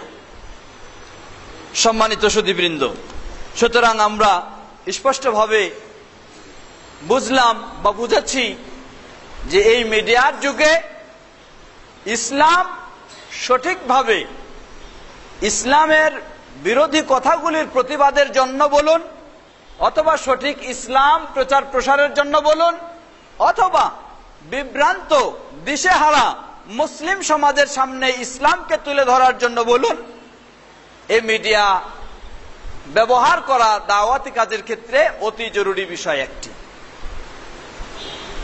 অতএব আমরা এই মিডিয়াকে ইসলাম প্রচার প্রসার দাওয়াতি কাজের ক্ষেত্রে ব্যবহার করতে পারি, তবে এর জন্য কিছু আমরা শর্ত দেব। আমরা সাধারণভাবে ঢালাওভাবে এটাকে কখনো ব্যবহার করতে পারি না। সেই শর্তগুলি হবে, ইসলামে ছবি গ্রহণ করা নিষিদ্ধ, সেটি অবশ্যই আমরা মানব। ছবি গ্রহণের কতগুলি দিক রয়েছে। সাধারণত যেগুলি ভিডিওর মাধ্যমে গ্রহণ করা হয় এবং স্যাটেলাইটের মাধ্যমে ছড়িয়ে দেওয়া হয়, সেগুলিতে প্রকৃতপক্ষে কোনো ব্যক্তির আলাদা কোনো কিছু তৈরি করা হয় না, তার আসল রূপটাকেই, চিত্রটাকে ধারণ করে আরেক দিকে তুলে ধরা হয়। তাই যেই ধরনের বিষয়টি নিষিদ্ধ করা হয়েছে কোরআন এবং সুন্নাহ বা হাদিসে, সেই বিষয়টি এখানে হুবহু পাওয়া যায় না। দ্বিতীয় বিষয়, এটা একটা স্থির চিত্র নয়। আপনি আপনার সেই কম্পিউটার বলেন অথবা ভিডিও বলেন অথবা টিভির যখন সেই স্ক্রিনকে চালু করলেন, তখন সেখানে আসলো, বন্ধ করে দিলে সেটা হারিয়ে গেছে, নাই কোনো কিছু অস্তিত্ব খুঁজে পাচ্ছেন না, ইত্যাদি দিক থেকে আমরা বলবো, বিশেষ প্রয়োজনে, দিনের স্বার্থে, দাওয়াতের স্বার্থে এইভাবে ভিডিও চিত্র গ্রহণ করা জায়েজ হতে পারে। তবে অবশ্যই সেটা হবে অশ্লীলতা মুক্ত। কোন ধরনের সেখানে নারী পুরুষের অবাধের অশ্লীলতা বা নারীদের উন্মুক্তভাবে চলা সেই চিত্র ধারণ, এগুলি কখনো জায়েজ কেউ বলবেও না এবং সেটি কখনো হতে পারে না। ইত্যাদি শর্ত সাপেক্ষে এই মিডিয়াকে ইসলাম প্রচারের ক্ষেত্রে আমরা ব্যবহার করতে পারি, যেটি আজকে ব্যবহার হচ্ছে আলহামদুলিল্লাহ। যদিও এর বিপক্ষে অনেকে অনেক কথা বলেন, কিন্তু কথা বললেও তাদের সে কথাগুলি সঠিক দলিল সম্মত না হওয়ায় এবং মানুষের বর্তমান অবস্থা ও প্রেক্ষাপটে মুসলিম উম্মার বা ইসলামের যে প্রয়োজন, সেই প্রয়োজনের বিপরীত হওয়ায়, বিপরীতমূলক হওয়ায় সেগুলি গ্রহণযোগ্য হচ্ছে না। বরং এই মিডিয়ার মাধ্যমেও ইসলামের নীতিমালার আলোকে যে প্রচার প্রসার, সেটা দিনের পর দিন আলহামদুলিল্লাহ বেড়ে চলেছে এবং যারা এই পথেও দাওয়াতি কার্যক্রম চালিয়ে যাচ্ছেন তারাও সফল হচ্ছেন। আপনারা জানেন IRF, Dhaka Bangladesh Islamic education and research foundation, ইসলামের বিষয়গুলিকে কোরআন ও সহিহ সুন্নাহর আলোকে রিসার্চ, গবেষণা, শিক্ষা, জানা এবং এগুলিকে মানুষের কাছে সুন্দরভাবে, সুন্দর নিয়মে কিভাবে পৌঁছিয়ে দেওয়া যায়, এ লক্ষ্যেই প্রতিষ্ঠিত IERF, Islamic education and research foundation. IERFও আমাদের এই কাজ করে যাচ্ছে। এই মিডিয়ার মাধ্যমে কিভাবে সুন্দরভাবে কোরআন ও সহিহ সুন্নাহর কথাগুলি ভিডিওর মাধ্যমে, ভিসিডির মাধ্যমে অথবা নেটের মাধ্যমে অথবা স্যাটেলাইটের মাধ্যমে সমগ্র বিশ্বে মুসলিম ও অমুসলিম সকলের কাছে তুলে ধরা যায়, সে লক্ষ্যে আমাদেরও কর্মসূচি রয়েছে। আর এই কর্মসূচিকে আমরা সকলেই জানি, এটাকে আরো গতিশীল করতে হলে প্রয়োজন বহু ধরনের সাহায্য সহায়তার। আমাদের পরিকল্পনা ইনশাআল্লাহ IRF এর পরিচালিত যেমন পিস টিভি, ঠিক তেমনি ভাবে IERF এর অতি শীঘ্রই সম্ভব সামর্থ্য অনুযায়ী আমাদেরও সেই ধরনের টিভি চ্যানেল গোটা বিশ্বের মানুষের মাঝে কোরআন ও সহিহ সুন্নাহর সঠিক দাওয়াতকে পৌঁছে দেওয়ার জন্য আমরাও সেই পরিকল্পনা হাতে নিয়েছি এবং সেই লক্ষ্যেই অগ্রসর হচ্ছি। আল্লাহ রাব্বুল আলামিন যাদেরকে সাহায্য বা সহায়তা দেওয়ার সামর্থ্য দিয়েছেন তাদেরকে আমরা আহ্বান জানাচ্ছি আমাদের নিয়মিত এই প্রোগ্রামগুলিকে বা এই ইসলামী বিষয়গুলিকে ছড়িয়ে দেওয়ার জন্য এই দাওয়াতি কার্যক্রমকে আরো গতিশীল করার জন্য এই প্রজেক্টকে এই প্রকল্পকে আরো সক্রিয় করার লক্ষ্যে আপনাদেরকে আমরা আহ্বান জানাচ্ছি, আমন্ত্রণ জানাচ্ছি। সকলেই যে যেখানেই থাকুন না কেন বিশ্বের যে প্রান্তে আমাদের IERF এর অ্যাকাউন্টে বা সরাসরি যেভাবে আপনারা আপনাদের সহযোগিতা পৌঁছে দিয়ে আমাদের এই মাধ্যমকে আরো শক্তিশালী ও গতিশীল করার জন্য চেষ্টা রাখবেন। আল্লাহ সকলকে সে তৌফিক দান করুন। সম্মানিত সুধীবৃন্দ, সুতরাং আমাদের কাছে বিষয়টি স্পষ্ট, কোরআন ও সহিহ সুন্নাহর সঠিক প্রচারের জন্য প্রিন্ট মিডিয়া যেমন প্রয়োজন, তেমনি ভাবে ভিডিও, ভিসিডি, অডিও বা স্যাটেলাইট এবং এই সমস্ত নেট বা আরো যা কিছু রয়েছে এই সবগুলিকে আমরা ব্যবহার করতে পারি। তবে এক্ষেত্রে শর্ত, কোন মুসলিম তার বাড়িতে হয়তো তার কাছে টিভি ছিল না, এখন তিনি এই কথাগুলি জানার জন্য টিভি ব্যবহার করবেন। অনেকেই আপত্তি করেন যে এক ব্যক্তির বাসায় টিভি ছিল না, যার কারণে খারাপ বিষয়গুলি তার বাড়িতে, দর্শনগুলি, কথাগুলি তার বাড়িতে আসার সুযোগ ছিল না। এখন পিস টিভির নাম দিয়ে বা কোরআন সুন্নাহর প্রোগ্রামের নাম দিয়ে যখন টিভি চালু করলেন, তার বাড়িতে এখন খারাপ বিষয়গুলিও আসার সুযোগ হলো। আমরা অবশ্যই বলবো, কোনো সন্দেহ নেই, এই মিডিয়ার মাধ্যমে যেমনই ভাবে ভালো জিনিস যেতে পারে তেমনি ভাবে খারাপ জিনিসও আপনার বাড়িতে পৌঁছেছে এবং পৌঁছতে পারে, যেগুলি সবখানে অহরহ প্রস্তুত রয়েছে।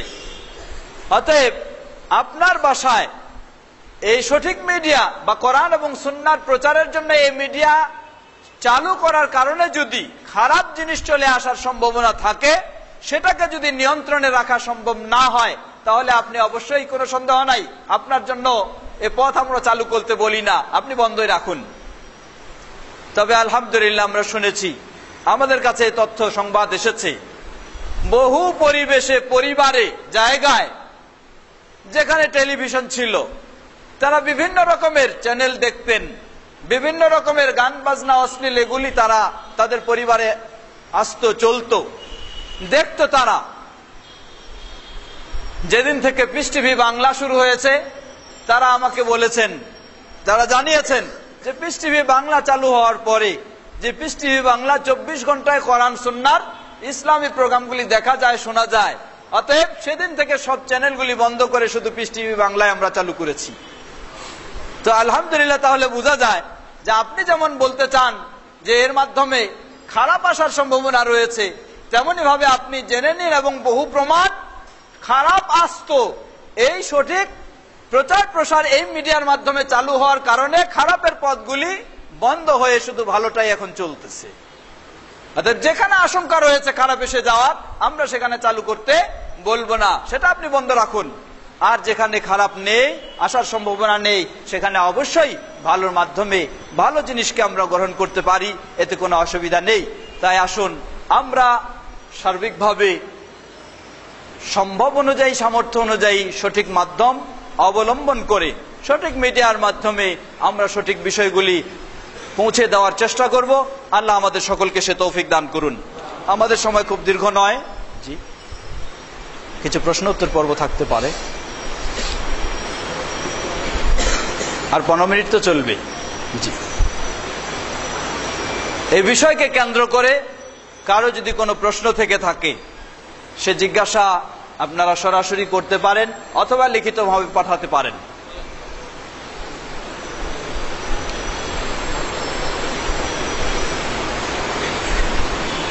আজকের বিষয়কে সামনে রেখে কারো কোনো প্রশ্ন থাকলে সে প্রশ্ন লিখিত অথবা সরাসরি দাঁড়িয়ে বলতে পারেন। জি জি, দাঁড়িয়ে সরাসরি বলতে পারেন। জি জি,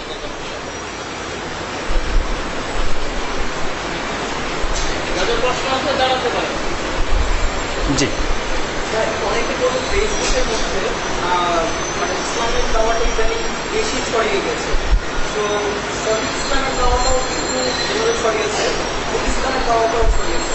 সেখান থেকে অনেকে বলছে যে যেহেতু ভুলটা ছড়িয়ে গেছে, তোমরা সঠিকটা ছড়ানো বা তোমরা ইসলাম কাউকে ফেসবুকে সেগুলো ছড়িয়েও না, বা ইসলামের দাওয়াটা পুরো ফেসবুকের মতো জায়গায় করো না, কারণ সেখানে আগে থেকে নোংরামি করে আছে। তো এটা আমাদের ভাই প্রশ্ন করেছেন যে এই সমস্ত মিডিয়া এর মাঝে অনেকগুলি দিক রয়েছে, তার মাঝে যেমন ফেসবুক হাতে হাতে চলতে ফিরতে রাস্তায় ঘাটে গাড়িতে বসে সব জায়গায় আপনি ব্যবহার করতে পারছেন আপনার কাছে নেট কানেকশন থাকলে। আমাদের ভাই প্রশ্ন করেছেন যে ফেসবুক তো এখানে সব রকমের জিনিস ব্যবহার হয়, খারাপ অশ্লীল সবকিছু পাওয়া যায়, তো এর মাঝে ইসলামেরও দাওয়া যখন ছাড়া হয়েছে, এখন কিছু ইসলামের নাম দিয়েও বিভিন্ন রকমের ভুল ভ্রান্তি দাওয়াত তথ্য এগুলিও ছড়ানো হচ্ছে।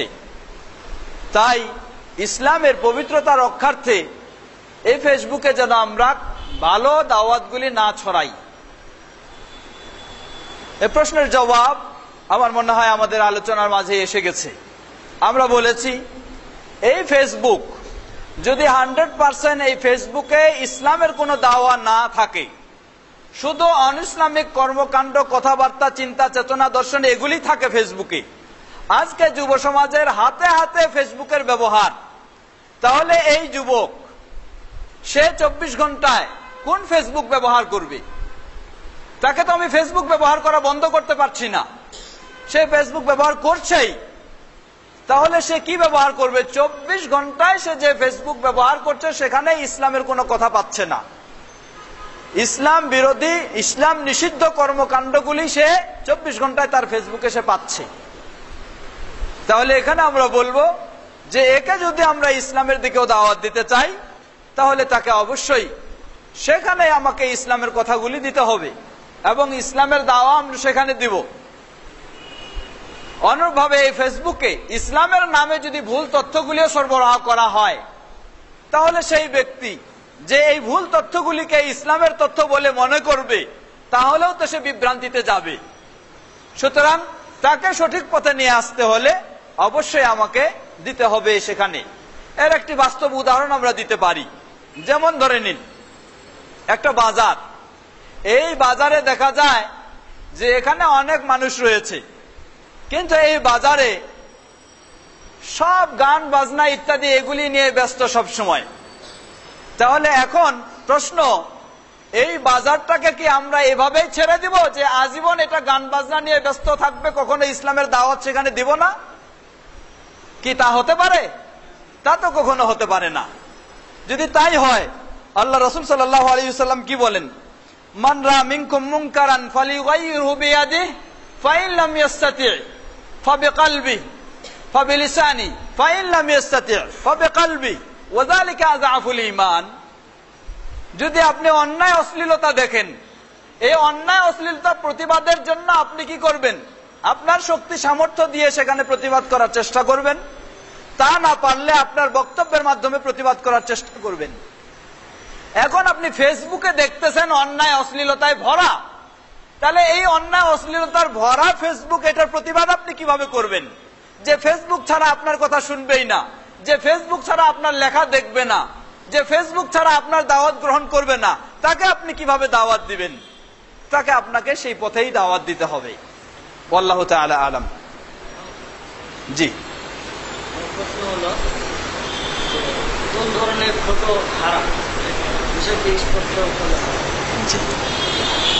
আমাদের ভাই প্রশ্ন করেছেন যে কোন ধরনের ফটো হারাম, বিষয়টি স্পষ্ট হয়নি। আসলে বিষয়টি নিয়ে বিস্তারিত কথা আমরা বলিনি, তাই স্পষ্ট হয়নি। যেতে সেই বিষয় নিয়ে বিস্তারিত কথা বলতে গেলে অনেক সময় প্রয়োজন।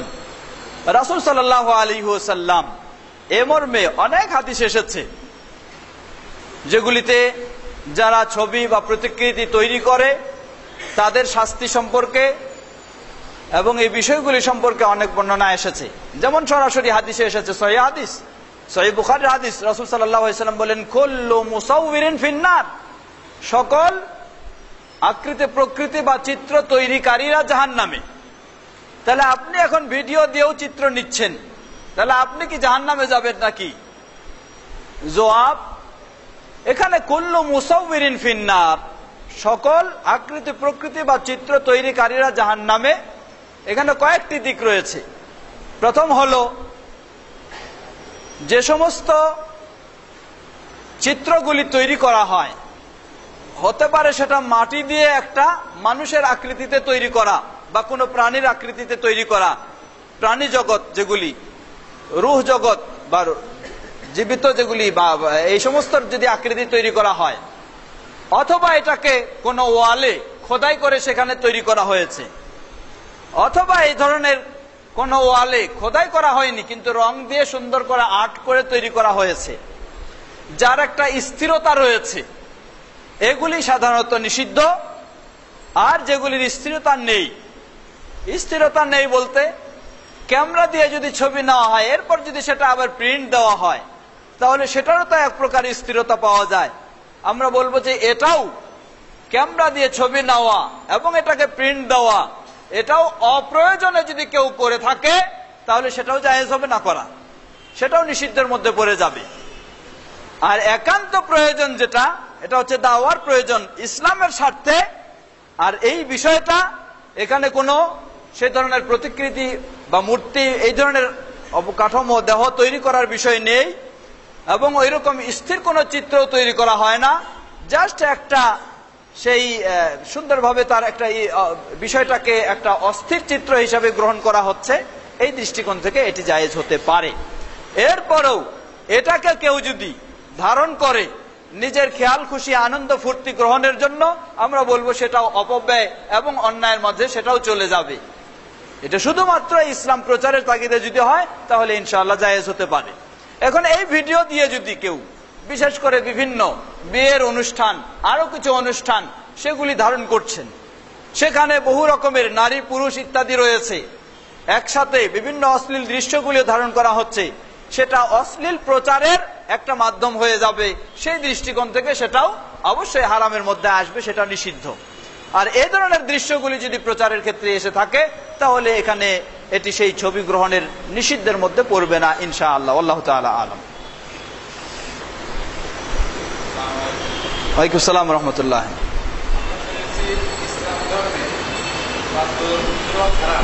জি,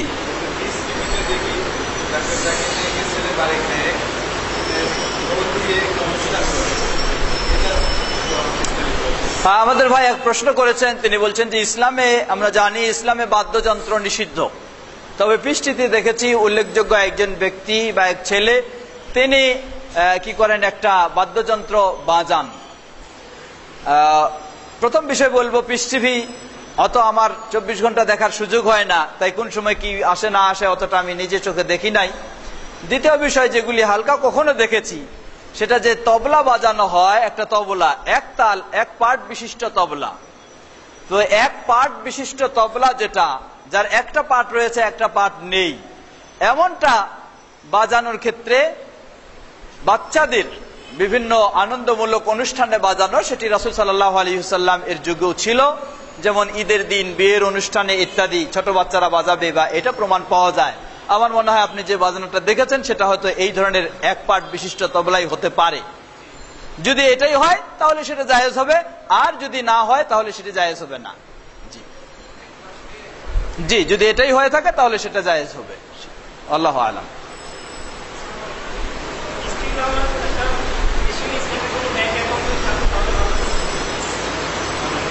আজকে আমি পিস টিভি বাংলার প্রতিনিধি হিসাবে এখানে বসিনি, অতএব এই জবাব আপনাকে দিতে পারছি না, তবে পরামর্শটা রাখবো ইনশাআল্লাহ। জি, আমাদের হাতে সময় কম, যারা প্রশ্ন করবেন অনুগ্রহ করে বিষয়ের সাথে সংশ্লিষ্ট রেখে প্রশ্নটা করুন। জি জি, আজকের যে বিষয়ে আলোচনা হয়েছে মিডিয়ার সাথে সংশ্লিষ্ট ইসলামের বিষয়গুলো আপনারা প্রশ্ন করবেন, এবং সময় সংক্ষিপ্ত, অতএব প্রশ্ন করার ক্ষেত্রে বিষয়টা খেয়াল রাখবেন। জি,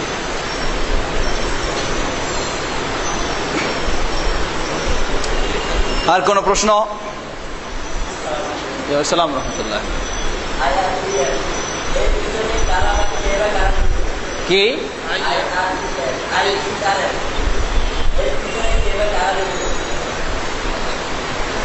আমাদের ভাই IRF এর যারা পরিচালক প্রতিষ্ঠাতা তাদের পরিচয় সম্পর্কে জানতে চেয়েছেন। IRF প্রতিষ্ঠাতা পরিচালক হিসাবে আমি রয়েছি শুরু থেকেই, প্রতিষ্ঠাতা পরিচালক হিসাবে, এবং আমাদের সাথে আমাদের মতো অনেক ভাইরাও IRF এ তারা জড়িত এবং তারা রয়েছেন ইনশাআল্লাহ। আশা করি ইনশাআল্লাহ আপনারাও সকলে IRF এর সাথে জড়িত, সংশ্লিষ্ট হয়ে এই সঠিক কাজে সহযোগিতা দেবেন ইনশাআল্লাহ। সালাম রহমতুল্লাহ।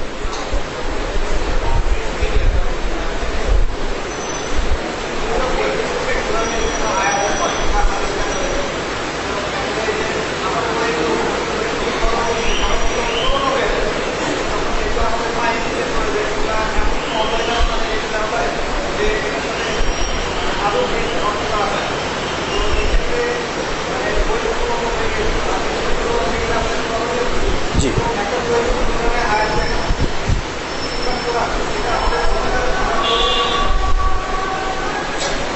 আমাদের ভাই একটি প্রশ্ন করেছেন, সেটি প্রিন্ট মিডিয়ার সাথে সম্পৃক্ত, যে প্রিন্ট মিডিয়া অর্থাৎ যেগুলি মুদ্রণ করা হয়, বই বা ম্যাগাজিন বা ইত্যাদি, সেখানে কোরআনের আয়াত ব্যবহার করা হয়। এটা ব্যবহার করার পর পড়া শেষ হয়ে গেলে মানুষ সাধারণত ফেলে দেয়, এমন জায়গায় হয়তো ফেলে দেয় সেখানে তার সম্মান দেখানো যথাযথ সম্ভব হয় না। তাহলে আমাদের করণীয় কি? আপনার করণীয়, যেগুলিতে এই সমস্ত আয়াত লেখা থাকে এগুলি লেখা বৈধ, জায়েজ রয়েছে। কারণ রাসূল সাল্লাল্লাহু আলাইহি ওয়াসাল্লাম যখন অমুসলিমদের কাছেও ইসলামের দাওয়াত দেওয়ার জন্য এই ধরনের চিঠি দিয়েছেন, সেখানেও তিনি আয়াত ব্যবহার করেছেন। অতএব এই প্রিন্ট মিডিয়া আপনি মুসলিমের হাতে দেন, অমুসলিমের হাতে দেন, সর্বত্রই আপনি আয়াত ব্যবহার করতে পারবেন। তবে এটাকে সম্মানের সাথে সংরক্ষণ করা উচিত। যখন পড়া হয়ে যাবে এরপর আয়াতগুলি যেন অপমানিত না হয়, এই জন্য সেটাকে সবচেয়ে উত্তম হলো পুড়ে ফেলা, সবচেয়ে উত্তম হলো পুড়ে ফেলা। কারণ যেটি প্রমাণিত হয় যে ওসমান রাদিয়াল্লাহু আনহু তিনি যখন তার যুগে কোরআন মাজিদের সর্বশেষ সংকলন হলো, এই সর্বশেষ সংকলনের সময় তিনি সবগুলিকে একত্রিত করে বিভিন্ন যেগুলি ভাষায় বা বিভিন্ন রকমের ভাবে ছিল সেগুলিকে তিনি কি করলেন, অতিরিক্ত যেগুলি সেগুলিকে তিনি জ্বালিয়ে পুড়ে ফেললেন আর সবটাকে একভাবে সংরক্ষণ করলেন। তাই সেই নির্দেশনা থেকে আমরা বুঝতে পারি যে এগুলির সঠিক সংরক্ষণ হচ্ছে পুড়ে ফেলা। পানিতে ফেলে দিলেও কোনো এক জায়গায় নোংরা জায়গায় সেখানে গিয়ে সেটা পড়ে যাবে ইত্যাদি ইত্যাদি, তাই সেটা সম্মান রক্ষা করা সম্ভব হবে না। রক্ষা করা সম্ভব হবে এটাকে পুড়ে ফেলার মাধ্যমেই। আল্লাহু আ'লাম। আমরা আজকে শেষ করব এটাই। জি,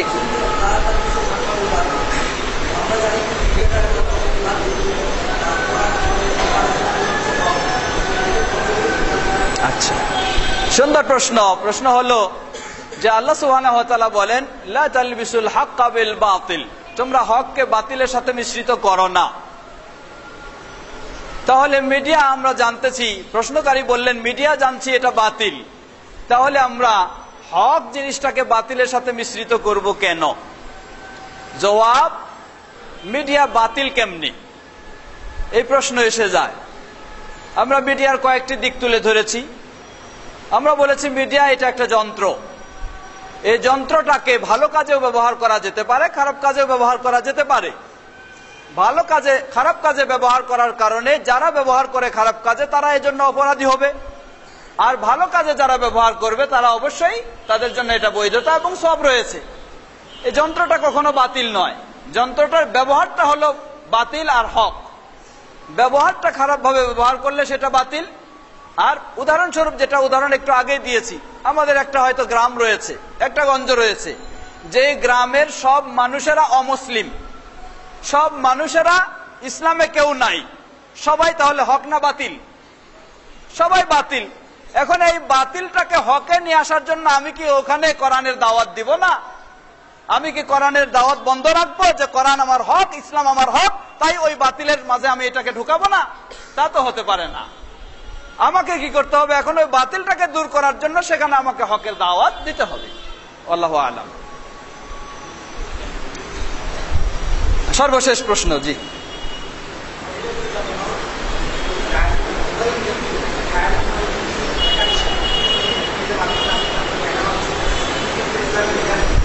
সুন্দর একটি প্রশ্ন। আমি আশা করছিলাম এই প্রশ্নটি পাবো, তাহলে এই বিষয়ের একটা সম্পৃক্ত বিষয়।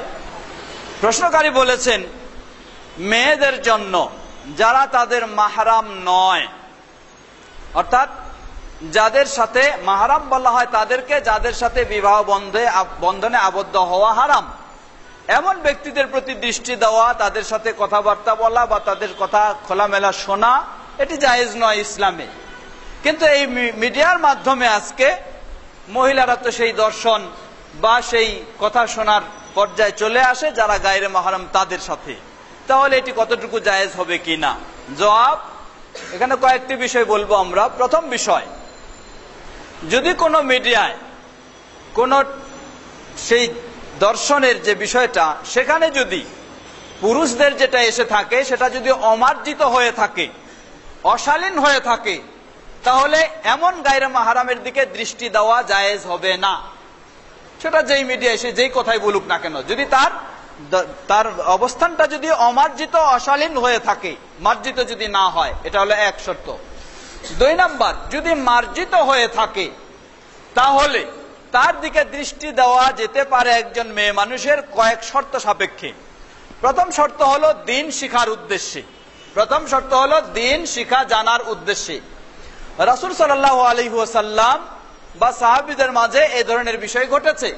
যেমন সহিহ বুখারীর হাদিসে এসেছে, রাসূল সাল্লাল্লাহু আলাইহি ওয়াসাল্লামের কাছে মহিলা সাহাবীরা আবেদন করলেন, হে আল্লাহ রাসূল সাল্লাল্লাহু আলাইহি ওয়াসাল্লাম, সব সময় আপনার কাছে পুরুষেরা বসার সুযোগ পায়, আর আমরা মসজিদে আসলেও আমরা সব সময় কি থাকি?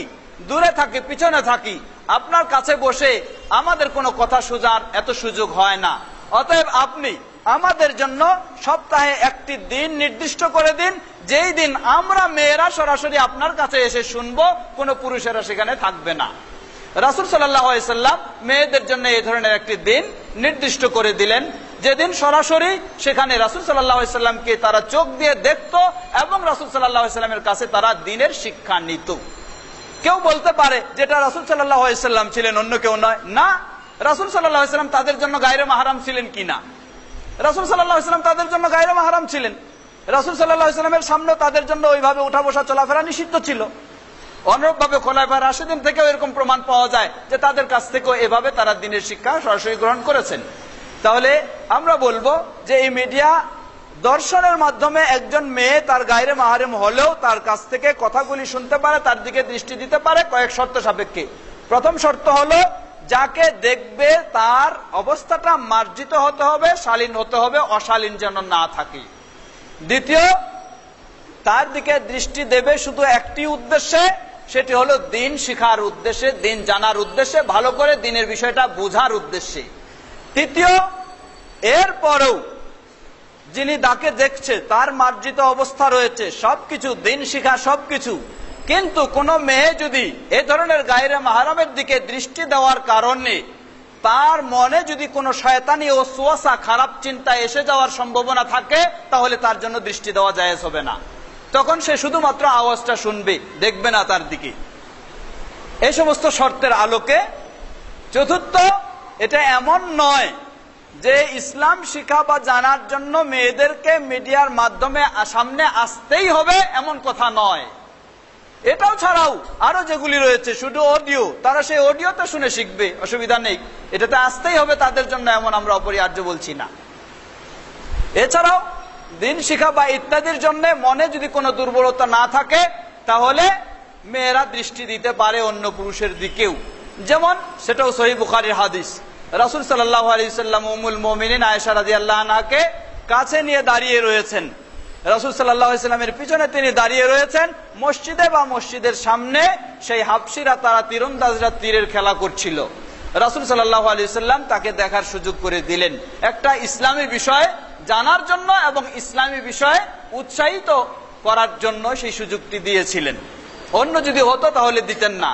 তাহলে এগুলি থেকে বোঝা যায় যে একজন মেয়ের গায়রে মাহরাম যদিও হয়, মাহরাম নাও হয়, এমন ব্যক্তিদের প্রতি দৃষ্টি দিয়ে বা তাদের প্রতিদর্শন ও শ্রবণ জায়েজ হতে পারে এই শর্ত সাপেক্ষে। আল্লাহু তাআলা আ'লাম। আজকে আমরা এখানে শেষ করছি। আপনাদের সকলকে অনেক ধন্যবাদ জানাচ্ছি। আশা করব আমাদের IERF এর এই ব্যবস্থাপনা এটা পরবর্তীতে আরো আমরা সুন্দর করার চেষ্টা করব। এক্ষেত্রে আপনাদের পরামর্শ কামনা করছি। এবং এই IERF এর আমাদের যে এই মিডিয়ার প্রকল্প শুরু হচ্ছে বা হয়েছে, বিশেষ করে আমাদের আপনারা হয়তো জানেন আমাদের একটা ক্যামেরা সেটা কেনা হয়েছে, প্রায় 3.5 লক্ষ দিয়ে একটা ক্যামেরা কেনা হয়েছে। এবং আরো এটাকে বিভিন্ন রকমের সেই সমস্ত বিষয়গুলি, এই লেকচারগুলি, এগুলিকে সিডি করতে হলে, ভিসিডি বা ভিডিও অডিও করতে হলে অনেক বিষয়ের প্রয়োজন, অনেক অর্থের প্রয়োজন। ইনশাআল্লাহ আপনারা সম্ভব অনুযায়ী, স্বার্থ সামর্থ্য অনুযায়ী সেই সহযোগিতাও এগিয়ে আসবেন। আল্লাহ রাব্বুল আলামিন আমাদের সঠিক বিষয়গুলি প্রচার প্রসারের জন্য যার যেভাবে সামর্থ্য সেভাবে সহযোগিতা যেন দিতে পারি, IERF কে আমরা আরো সুপ্রতিষ্ঠিত করতে পারি। আল্লাহ রাব্বুল আলামিন আমাদের সকলকে সে তৌফিক দান করুন। আমিন। ওয়া আখিরু দাওয়ানা আলহামদুলিল্লাহি রাব্বিল আলামিন ওয়া সাল্লাল্লাহু তাআলা আলা নবিনা মুহাম্মদ ওয়া আলা আলিহি ওয়া সাহবিহি আজমাইন। সুবহানাকা আল্লাহুম্মা ওয়া বিহামদিকা আশহাদু আল্লা ইলাহা ইল্লা আনতা ওয়া আস্তাগফিরুকা ওয়া আতুবু ইলাইক। আসসালামু আলাইকুম ওয়া রাহমাতুল্লাহি ওয়া বারাকাতুহু।